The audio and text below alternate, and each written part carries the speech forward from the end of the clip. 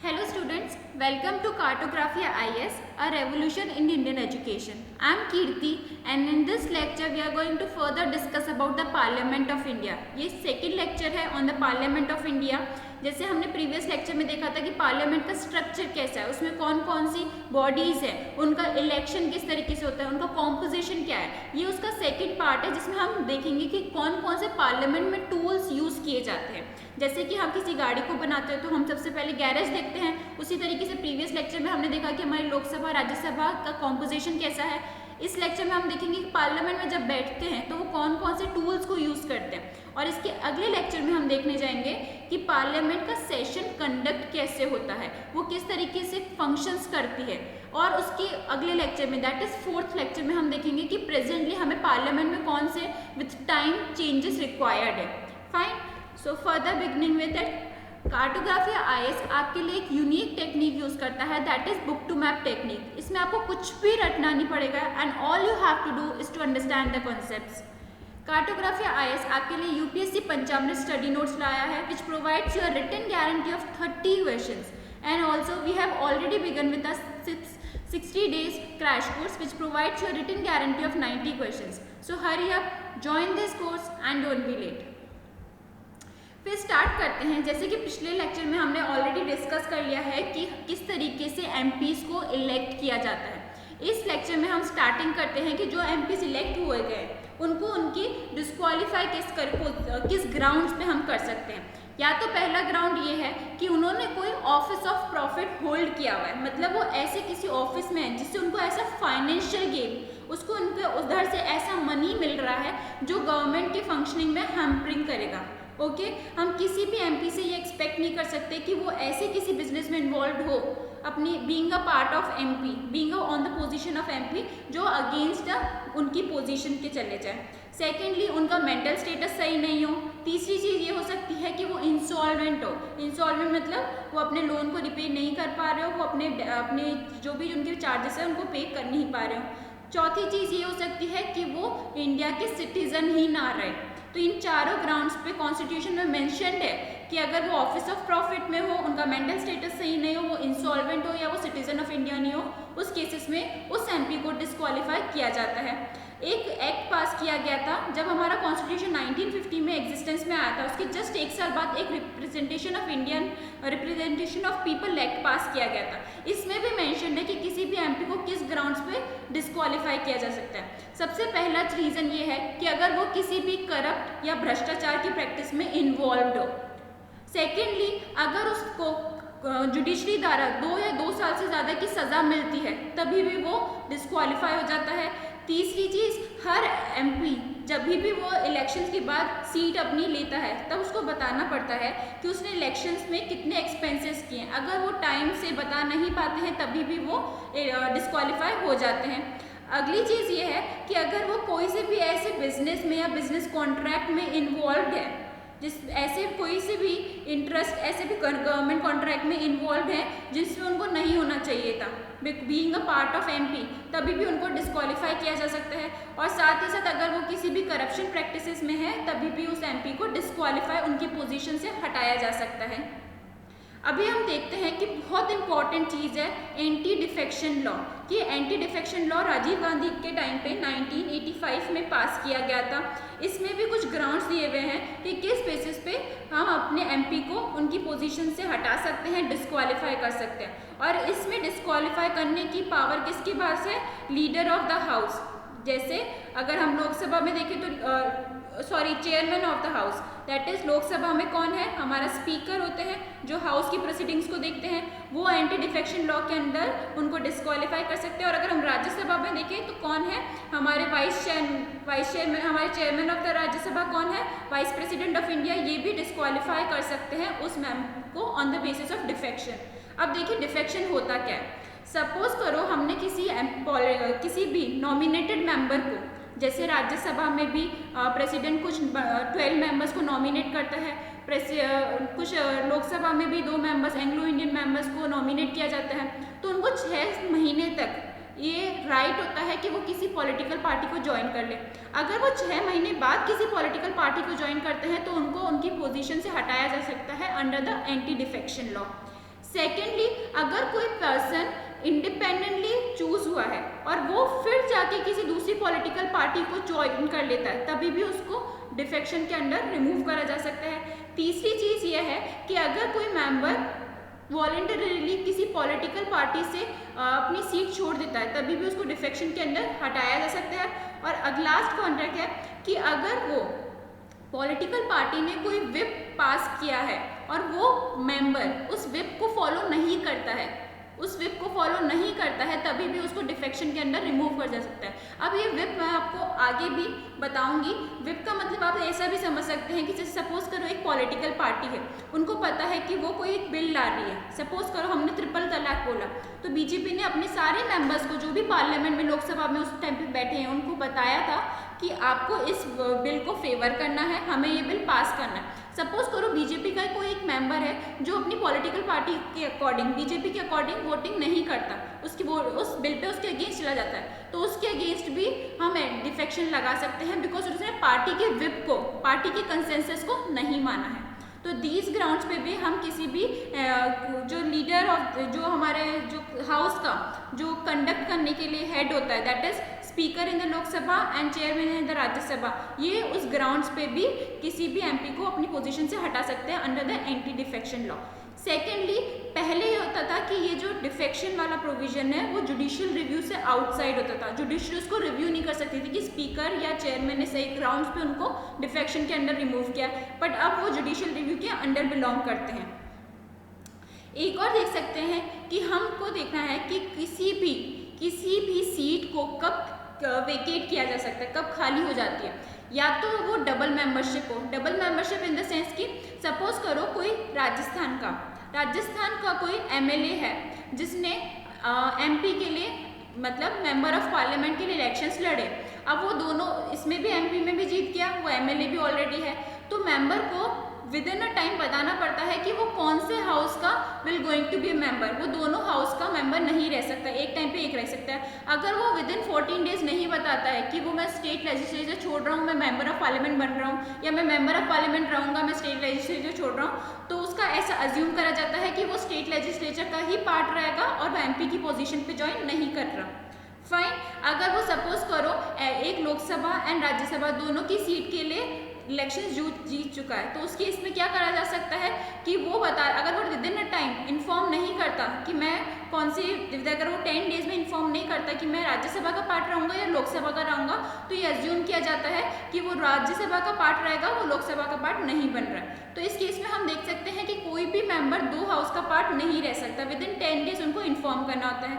Secondly, किसी भी MP की सीट वेकेट तब होती है जब उसको डिस्क्वालीफाई कर दिया जाए, एंटी डिफेक्शन लॉ के अंदर भी या किसी और भी ग्राउंड्स पे। तीसरी चीज़, अगर वो खुद ही रेजिग्नेशन दे दे, और रेजिग्नेशन कोई भी एमपी किसको देखता है, अपने लिए जो हाउस का कंडक्टर होता है, जैसे कि राज्यसभा में चेयरमैन है और लोकसभा में स्पीकर है, जब वो अपना रेजिग्नेशन दे देता है तभी भी उसकी सीट वेकेट हो जाती है। अगर वो 60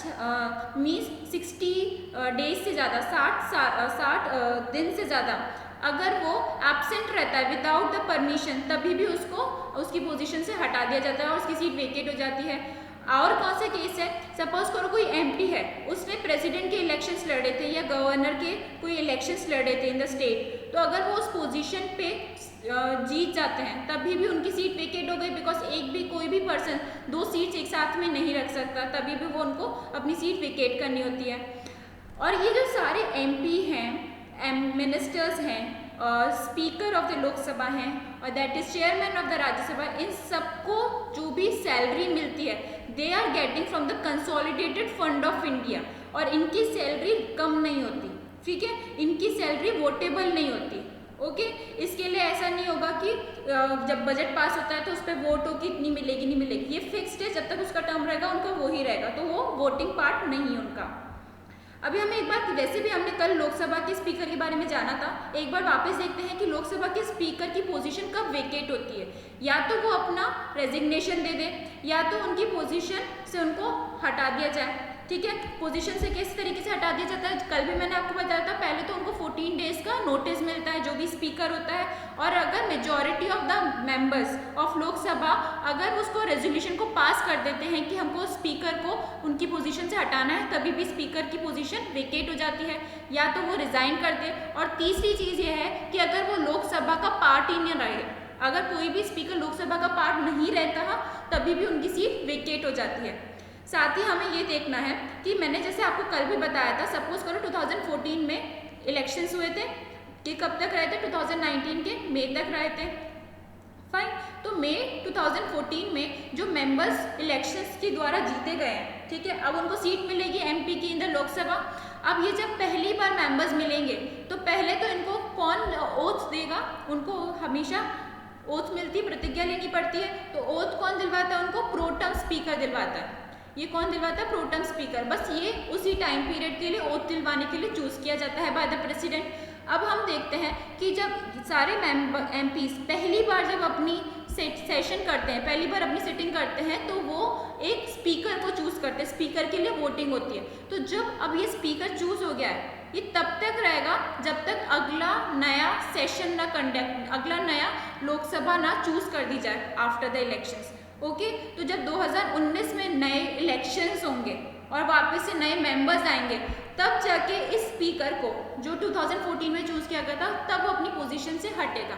ओके, तो अगर 2019 में जब इलेक्शंस कंडक्ट कराने जा रहे हो और पुरानी लोकसभा डिसॉल्व हो चुकी, तभी भी स्पीकर रहेगा पार्ट ऑफ द लोकसभा, भले एमपीज नहीं है पर स्पीकर है part of the Lok Sabha, fine. अब देखते हैं स्पीकर के फंक्शंस क्या हैं। सबसे पहले तो वो डिसाइड करता है कि ये बिल मनी बिल है या नहीं। ये डिसाइड करना कि कोई बिल ऑर्डिनरी बिल है या कोई बिल मनी बिल है, ये is the responsibility of the speaker. Secondly, अगर प्रेसिडेंट चाहता है कि किसी बिल पे जॉइंट सेशन हो, उसका भी हेड कौन रहेगा, that is also a speaker of the Lok Sabha, not the chairman of Rajya Sabha. तीसरी चीज, अगर सपोज किसी बिल पे 50-50 हो जाता है, 50% people are in the favour and 50% people are against it, तभी भी एक कास्टिंग वोट होता है, मतलब एक वोट तब काउंट करा जाता है बाय द स्पीकर। स्पीकर तभी वोट करेगा जब 50-50 हो जाता है और एक राह देखनी है, एक फाइनली देखना है कि इसका आउटकम क्या करना है। तो स्पीकर नॉर्मली कभी वोट नहीं करता, only when there is 50-50 for and against the bill, तभी स्पीकर कास्टिंग वोट देता है। नेक्स्ट चीज, स्पीकर किसी भी हाउस को एडजर्न कर सकता है। एडजर्न मतलब कि वो बोल देता है कि अगर देखो अभी हमारे हाउस में कोरम नहीं है, जितने मेंबर्स रिक्वायर्ड है हाउस को कंडक्ट करने के लिए, सेशन को कंडक्ट करने के लिए अभी मेंबर्स नहीं है, तो अभी हम एडजर्न कर लेते हैं। और ये कितने सेशन कितने चाहिए होते हैं members, 1/10 of the total strength of the house. अगर देखिए हमें पता है कितने मेंबर्स चाहिए होते हैं, 552 मेंबर्स हैं for the Lok Sabha and 250 members चाहिए राज्यसभा के लिए। तो इसका 10% कितना हुआ, 25%, मतलब 25 पीपल तो होने ही चाहिए राज्यसभा का अगर सेशन कंडक्ट करना है तो उस केसेस में भी हम जो स्पीकर है या चेयरमैन है हाउस को एडजर्न कर सकता है। साथ ही साथ जो स्पीकर होता है उसको देखना होता है कि जो पार्लियामेंट के फंक्शंस है वो प्रॉपरली कंडक्ट हो रहे हो, पार्लियामेंट द्वारा जितनी भी कमिटीज़ को अपॉइंट किया करा है वो अपना किस तरीके से फंक्शन कर रही है। अगर हम देखते हैं कि इंटरनेशनली भी वर्ल्ड के सारे पार्लियामेंट्स एक मीटिंग करते हैं फ्रॉम 1 ईयर और 2 ईयर्स में भी, तभी भी अगर इंडिया के पार्लियामेंट को रिप्रेजेंट करना है तो स्पीकर ही जाएगा इंडिया के पार्लियामेंट को रिप्रेजेंट करने के लिए on the international front in the inter parliamentary union, fine. और साथ ही साथ अगर एंटी डिफेक्शन लॉ के अंदर किसी भी एमपी को उसकी पोजीशन हटाना है, तभी भी that is decision taken by the speaker. अभी हम देखते हैं कि स्पीकर इम्पार्शियल रहे, मतलब वो किसी भी पॉलिटिकल पार्टी के फेवर में या अगेंस्ट में ना हो, उसके लिए क्या क्या प्रोविजंस है कॉन्स्टिट्यूशन में। सबसे पहले स्पीकर को सिक्योरिटी दी जाती है उसके टेन्योर के लिए, कि उसकी पोजीशन से उसको उसके टर्म से पहले नहीं हटाया जाएगा, ओनली व्हेन द केस कि उसके अगेंस्ट रेजोल्यूशन पास हो दिया जाए, उसके अलावा उस मेंबर को स्पीकर को उसकी पोजीशन से नहीं हटाया जाएगा। सेकेंडली, वो भी तब होता है जब 50 मेंबर्स उसकी पोजीशन से भी तभी हटाया जाता है जब 50 मेंबर्स साथ में आते हैं सपोर्ट के साथ कि हाँ हमें स्पीकर को हटाना ही हटाना है। साथ ही साथ जो हमारे जो स्पीकर है उनकी जो सैलरी है, अलाउंसेस है, वो कंसोलिडेटेड फंड ऑफ इंडिया से रिलीज होती है और वो कभी भी वोटेबल नहीं होती है, वो फिक्स्ड होती है। साथ ही साथ हम ये भी देखते हैं कि जो हमारे जो स्पीकर है उसको इम्पार्शियल रहने के लिए ये देखा जाता है कि उनका कंडक्ट कैसा है। ओके, तो ये उनको चूज करने वाले कौन लोग हैं, एमपीज हैं, नए एमपीज हैं। तो जो एमपीज हैं उन्हीं द्वारा चूज करा हुआ स्पीकर है, तो वो जनरली एक इम्पार्शियल मेंबर रहता है। एक स्पीकर के साथ साथ लोकसभा में एक डिप्यूटी स्पीकर भी होता है। डिप्यूटी स्पीकर तभी फंक्शन करता है, तभी स्पीकर की पोजीशन लेता है when the speaker is absent और the speaker position is vacant. तो अगर स्पीकर एब्सेंट है अपने काम के लिए पर्टिकुलर ड्यूरेशन में, तभी जो डिप्यूटी स्पीकर होगा वो उसकी पोजीशन लेगा and will work as a leader of the मतलब leader of the session. Fine. साथ ही साथ हमें ये देखना है कि जो स्पीकर है, और जैसे स्पीकर ओनली कास्टिंग वोट देता है, डिप्यूटी स्पीकर भी ओनली कास्टिंग वोट ही देता है। मतलब अगर 50-50 हो रहा है तभी वोट देता है। साथ ही साथ डिप्यूटी स्पीकर की भी जो सैलरी अलाउंसेस है वो ड्यूरिंग हिज टर्म कम नहीं होते हैं, वो वोटेबल नहीं होते हैं, और उनकी भी जो सारी सैलरीज होती हैं वो भी कब यूज़ करी जाती है, वो भी नॉन वोटेबल होती है, वो भी फिक्स्ड होती है। फाइन। तो अभी हम डिप्यूटी स्पीकर के बारे में इस तरीके से समझ सकते हैं कि अगर सपोज करो जो हमारा स्पीकर है वो एब्सेंट है, वो अभी काम नहीं कर सकता due to the ill health या उसकी भी पोजीशन वेकेंट है, तो थोड़े टाइम के लिए हाउस की प्रोसीडिंग चलती रहे, उस केस में डिप्यूटी स्पीकर की पोजीशन ले लेता है, और विद इन दैट टाइम कि स्पीकर की इलेक्शंस कंडक्ट कराए जाते हैं।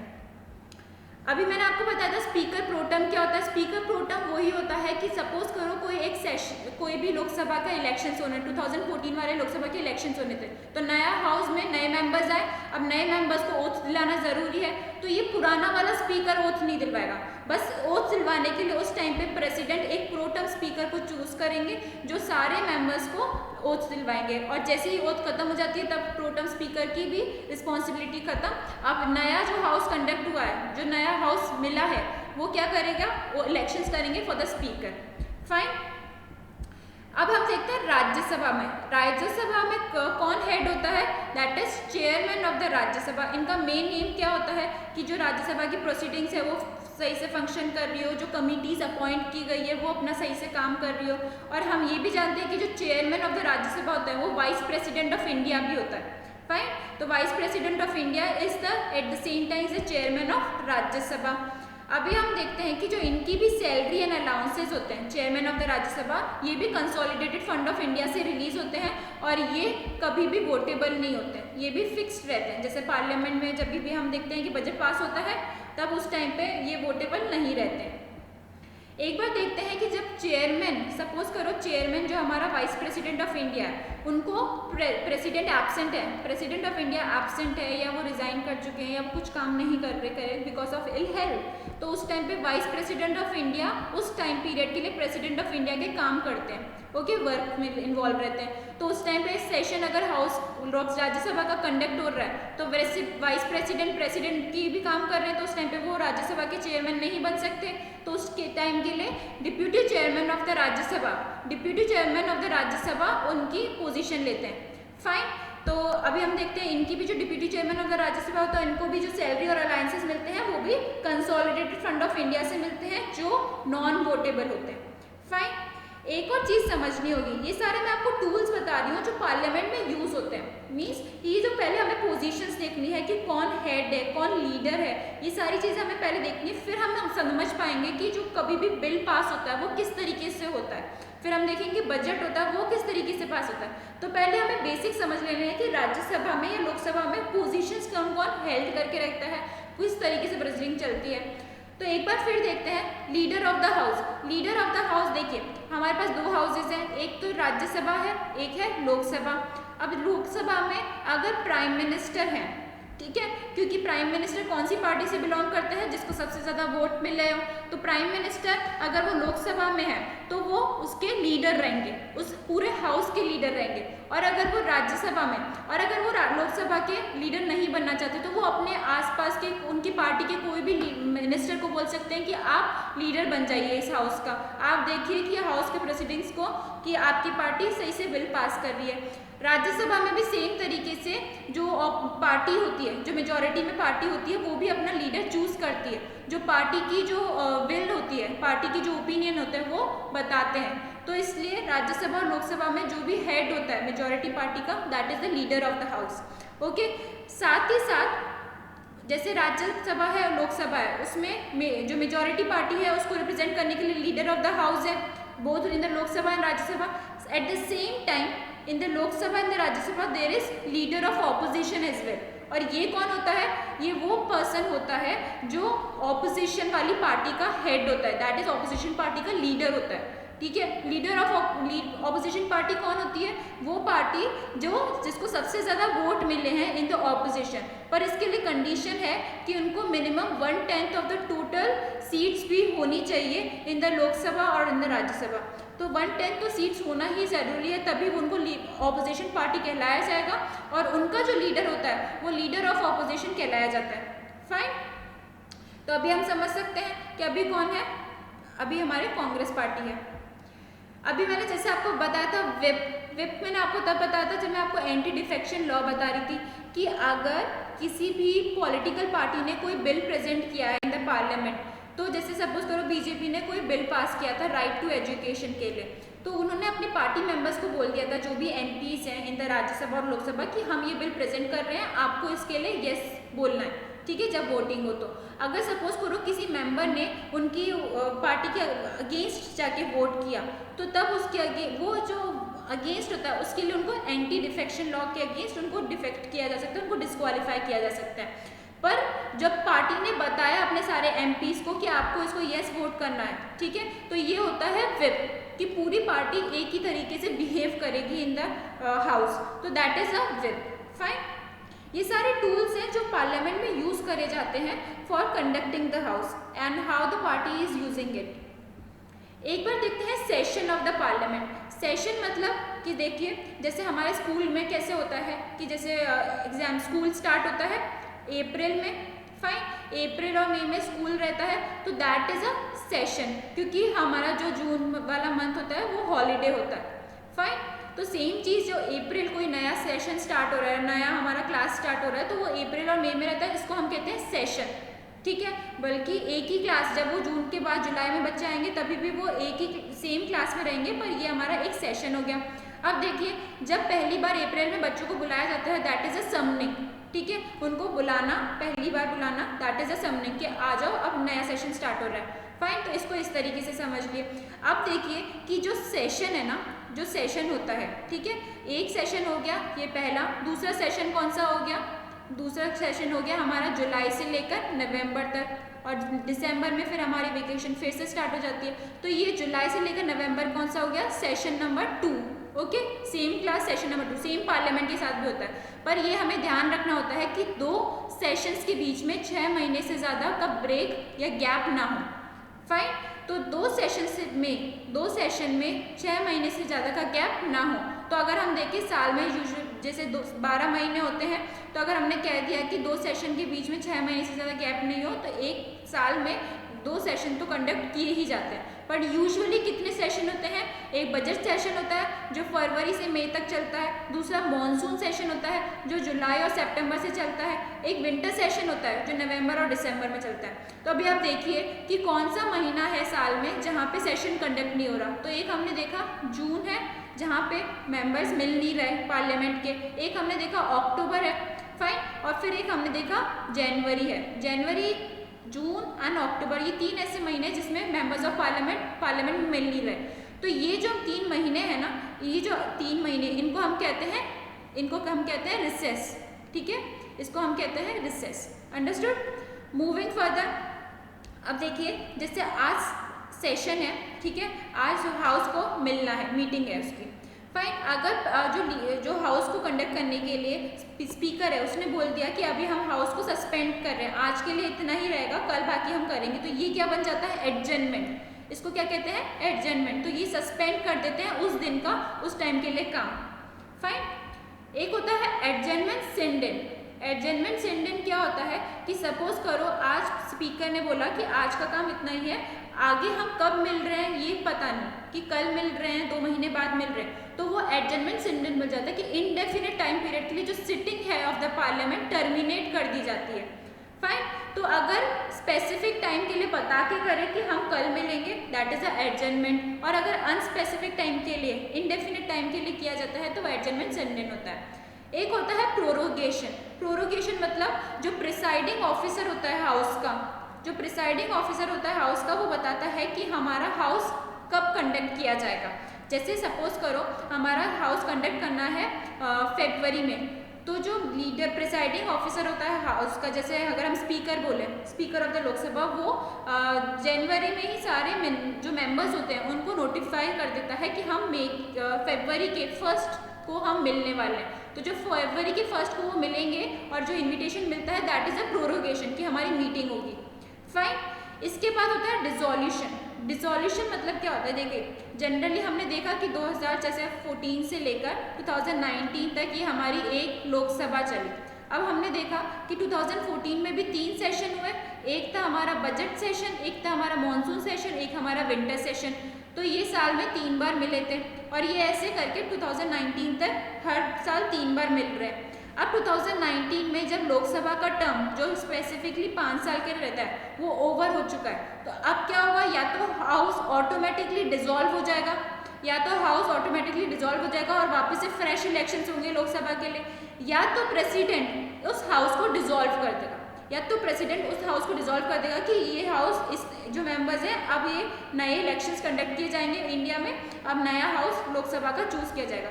तो दिस इज अ डिसोल्यूशन, जब लोकसभा को स्थगित कर दिया जाता है कि अब खत्म हो गया सेशन, अब नया सेशन कंडक्ट किया जाएगा, नया लोकसभा चूज किया जाएगा, नए मेंबर्स को चूज किया जाएगा।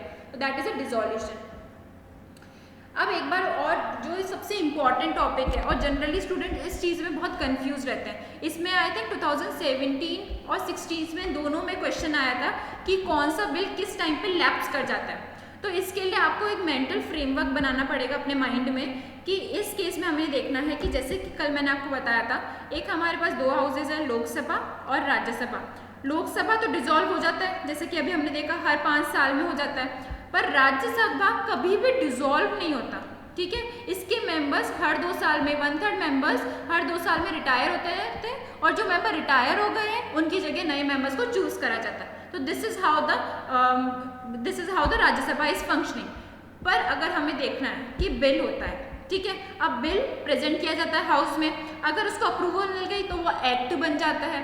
अब ये देखिए कि कोई बिल किस टाइम पे लैप्स होने के चांसेस होते हैं। फाइन। तो सबसे पहले हमें ये देखना है कि कोई सा बिल लोकसभा में कब लैप्स करता है। अब देखिए अगर लोकसभा जो प्रेजेंटली कंडक्ट की जा रही है अगर वो डिसॉल्व हो गई तो मतलब ये ओल्ड लोकसभा है, उसके सामने कोई बिल पास करा हुआ हो और ये लोकसभा डिसॉल्व हो चुकी है, तो उस केसेस में क्या होगा कि वो उसके सामने वो बिल प्रेजेंट नहीं होगा। हमेशा फ्रेश लोकसभा जब नए मेंबर्स चूज करे जाएंगे तभी होगा। पुराने मेंबर्स के टाइम पे पुराने मेंबर्स का कोई भी बिल नया लोकसभा के सामने प्रेजेंट नहीं होगा, क्योंकि नए लोकसभा में नए पॉलिटिकल मेंबर्स आएंगे जो डिफरेंट पॉलिटिकल पार्टी से बिलोंग करते हैं, तो वो पुरानी लोकसभा के मेंबर्स का बिल क्यों लेंगे।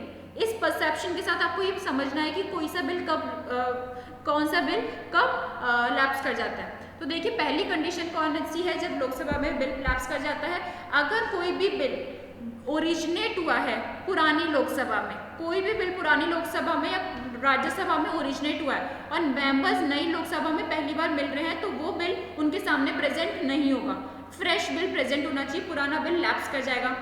एक और चीज़ है कि सपोज करो पुरानी लोकसभा ने एक बिल पास किया था और राज्यसभा को दिया था, ठीक है, अब ये राज्यसभा, अब ये पुरानी लोकसभा, अब जो नई लोकसभा फॉर्मुलेट हुई है वो पुरानी लोकसभा का बिल नहीं लेगी, ठीक है।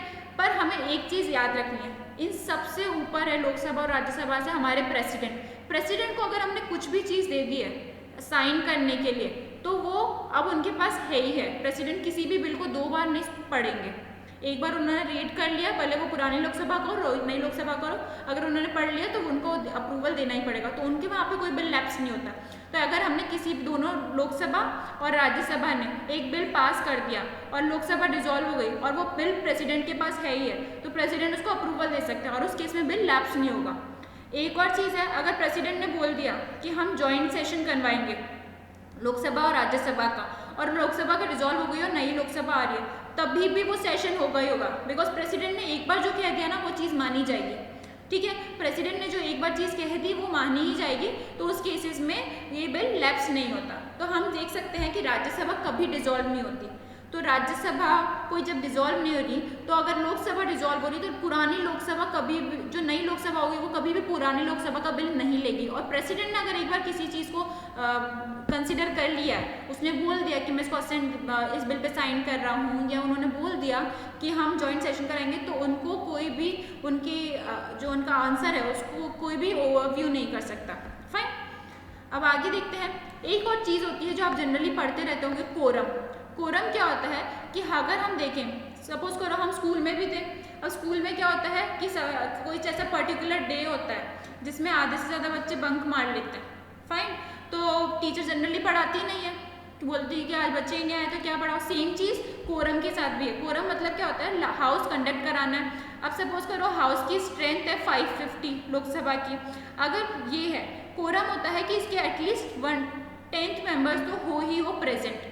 ओके, तो मतलब इसमें क्या हो गया, लोकसभा के लिए 55 मेंबर्स, और राज्यसभा के लिए कितना हो गया, 250 में से 10% कितना हो गया, 25 मेंबर्स। तो हाउस कंडक्ट तभी होगा जब लोकसभा में एटलीस्ट 55 मेंबर्स हो और राज्यसभा में एटलीस्ट 25 मेंबर्स हो। अगर बाकी सारे एमपीज आए नहीं हैं तो हाउस किसी भी बिल पे डिस्कशन इफेक्टिवली हो नहीं सकता। तो उस केस में प्रिसाइडिंग ऑफिसर जो होता है, स्पीकर हो या चेयरमैन हो, वो उसको हाउस को एडजर्न कर लेता है कि आज हम कंडक्ट नहीं कर रहे, आज ज़्यादा मेंबर्स नहीं आए, अगली बार करेंगे। फाइन, अगर हम देखें कि हमारी लोकसभा या राज्यसभा में कौन सी लैंग्वेज यूज़ होती है, जनरली इंग्लिश या हिंदी यूज़ होती है। पर अगर प्रिसाइडिंग ऑफिसर चाहे तो वो किसी भी रीजनल लैंग्वेज को भी रिप्रेजेंटेशन दे सकता है। जैसे हमने अभी रिसेंटली भी देखा है, हमारे जो राज्यसभा के चेयरमैन है, कौन है, वेंकैया नायडू, वो जनरली प्रमोट करते हैं कि हर कोई अपनी मदर टंग में भी एड्रेस कर सकता है हाउस को। वो तो प्रमोट करते हैं कि मदर टंग को भी यूज़ करो, ये हमारी इंडिया की डाइवर्सिटी रिफ्लेक्ट करेगा। तो दैट इज ऑल्सो कि कोई अगर प्रिसाइडिंग ऑफिसर चाहे तो वो रीजनल लैंग्वेज को भी रिप्रेजेंटेशन दे सकते हैं। Fine, moving to the next. अब हम देखते हैं इफेक्टिवली कभी भी राज्यसभा में या लोकसभा में प्रोसीडिंग चल रही है, डिस्कशन चल रही है, तो किस तरीके से फंक्शन करती है। तो अगर हम हाउस को देखें तो जनरली सुबह क्या करते हैं, वो 11 बजे मिलते हैं, 11 से 1, ठीक है। 1 से 2 होता है उनका लंच, जो मेंबर्स होते हैं एमपीज, उनका 1 to 2 होता है लंच टाइम। 11 to 1 वो मिलते हैं, और 2 to जनरली 6 o'clock तक वो वापस से नेक्स्ट सेशन अपना हाउस को की प्रोसीडिंग्स कंडक्ट करते हैं। अब जब वो 11 बजे मिलते हैं ना, तो स्पेसिफिकली पहले 1 घंटे के लिए उनका कौन सा सेशन चलता है, क्वेश्चन आवर। उनका चलता है क्वेश्चन आवर। उसमें ये क्या होता है कि जो भी मेंबर्स होते हैं उनको प्रेजेंट करे जाते हैं, उनको जो हमारे जो मिनिस्टर्स होते हैं, पार्लियामेंट के मेंबर्स होते हैं, उनको क्वेश्चंस प्रेजेंट किए जाते हैं। तो जनरली जो ऑपोजिशन पार्टी होती है वो मिनिस्टर्स से क्वेश्चन करती है। तो 3 तरीके के क्वेश्चंस किए जाते हैं, एक तो होता है स्टेड, एक होता है अनस्टेड, और तीसरा होता है शॉर्ट नोटिस क्वेश्चन। तो जो ऑपोजिशन पार्टी होती है या कोई और मेंबर होता है वो जनरली मिनिस्टर से कुछ क्वेश्चंस करता है, ठीक है। और मिनिस्टर को या तो वो ओरली दे सकते हैं, वो ओरली किस केस में देते हैं, अगर वो स्टेड क्वेश्चन है तो। अगर उनको रिटर्न में मिनिस्टर को देने पड़ते हैं अगर वो अनस्टेड क्वेश्चन होते हैं। और अगर कोई ऐसा क्वेश्चन है ओरली आंसर करना है, पर 10 दिन के अंदर अगर उनको नोटिस मिल गया है कि आपसे ये क्वेश्चन पूछा जाएगा, आप अपना कंटेंट प्रिपेयर रखना, 10 दिन बाद आपसे सेशन में पूछा जाएगा, आपको ओरली आंसर करना है, तो वो क्या हो गया, शॉर्ट नोटिस क्वेश्चन, अगर 10 दिन का उनको नोटिस मिला है तो। अब आप देखिए, अगर हम कहें कि आंसर मिनिस्टर को ओरली करना है कि उनके डिपार्टमेंट में किस तरीके की फंक्शन करनी है ऑपोजिशन पार्टी को, तो हम ये सोच सकते हैं कि ओरली आंसर करने में जनरली ऑपोजिशन पार्टी अपना वापस से और भी क्रॉस क्वेश्चन करेगी। तो अनस्टेड क्वेश्चंस में सप्लीमेंट्री क्वेश्चंस, मतलब इसके बाद और भी क्वेश्चंस पूछे जा सकते हैं। पर अगर कोई भी अनस्टेड क्वेश्चन है जिसमें आंसर लिख के देना है, रिटन में देना है, तो क्या उसमें सप्लीमेंट्री क्वेश्चंस होंगे, नहीं होंगे, ठीक है। तो ओरली क्वेश्चंस में जनरली सप्लीमेंट्री क्वेश्चंस होते हैं। एक होता है 0 आवर। तो जैसे मैंने आपको बताया 11 से 12 बजे तक जनरली हमारा चलता है क्वेश्चन आवर, जिसमें जो ऑपोजिशन के मेंबर्स होते हैं, जो भी होते हैं, वो मिनिस्टर से क्वेश्चन करते हैं। एक होता है 0 आवर, और ये 0 आवर है ना, ये इंडिया का इनोवेशन है, वो हमें जनरली और पार्लियामेंट में नहीं मिलता। इसमें क्या होता है कि जो भी मेंबर होता है वो कोई भी बिल्कुल अर्जेंट मैटर है, वो कुछ भी जाके पार्लियामेंट में किसी भी मेंबर से पूछ सकता है, तो that is a 0 our and it is a informal device. Generally हमारे कहीं भी रूल्स ऑफ द पार्लियामेंट में या हमारे कहीं भी rules of business of the house में कहीं पे भी मेंशन नहीं है, फाइन। तो ये अनऑफिशियल थिंग है, इनफॉर्मल थिंग है, जो जनरली क्या होती है कि जब तक हाउस का जो मेन एजेंडा है, हाउस जिस पर्पस के लिए आज मिला है, वो जब तक स्टार्ट नहीं होता तब तक ये हमारा 0 आवर चलता है, जहाँ पे मेंबर्स अपना क्वेश्चंस पूछ लेते हैं मिनिस्टर से एंड अदर मेंबर्स से। अब हम देखते हैं मोशंस क्या होता है। अब मोशंस को आपको इस तरीके से समझना है कि जनरली क्या होता है कि जो मेंबर्स होते हैं वो बोलते हैं कि वो बिना बिल पढ़े हुए, क्योंकि उन्होंने बिल पहले से पढ़ा होता है, तो अगर हाउस में हर बिल के हर प्रोविजंस को बिल्कुल स्पेसिफिकली बताने लग जाए तो बहुत लंबा टाइम लग जाएगा।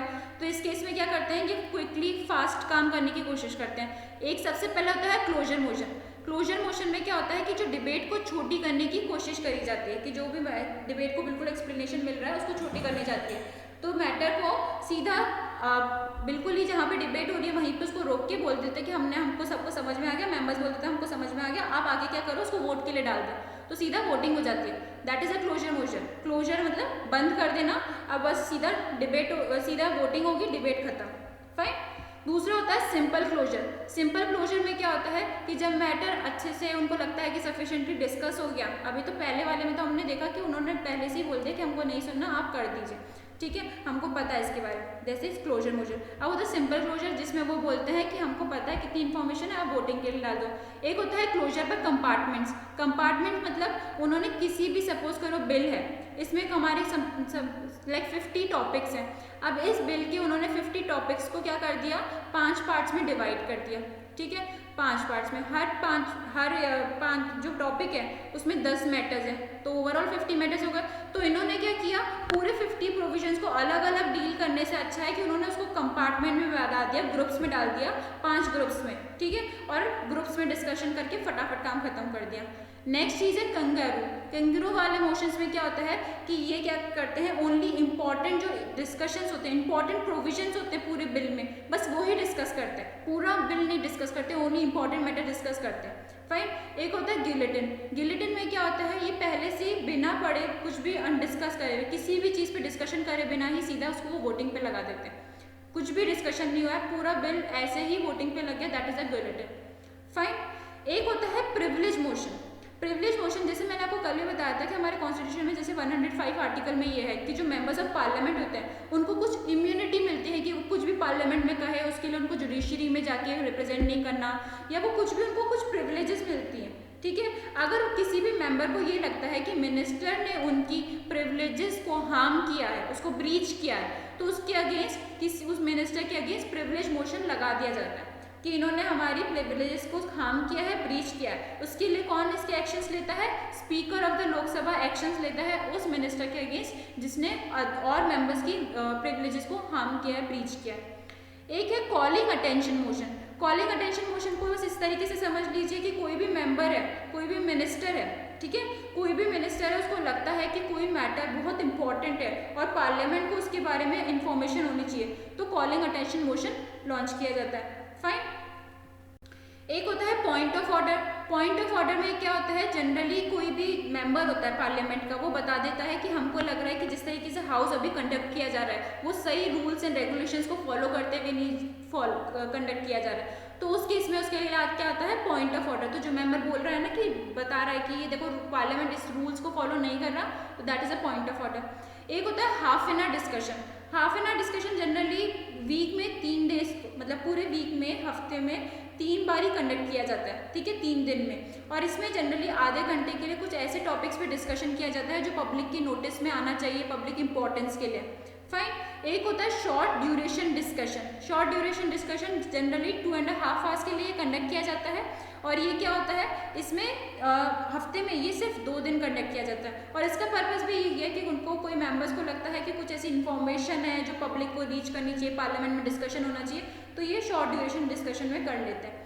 एक होता है स्पेशल मेंशन। स्पेशल मेंशन में जनरली ये होता है कि उनको कुछ ऐसा टॉपिक लग रहा है, इसमें भी सेम है कि उनको लग रहा है कि कोई स्पेशल टॉपिक है जिस पे डिस्कशन होना चाहिए, तो वो सारे मेंबर्स का उस पर अटेंशन डालने के लिए स्पेशल मेंशन करते हैं।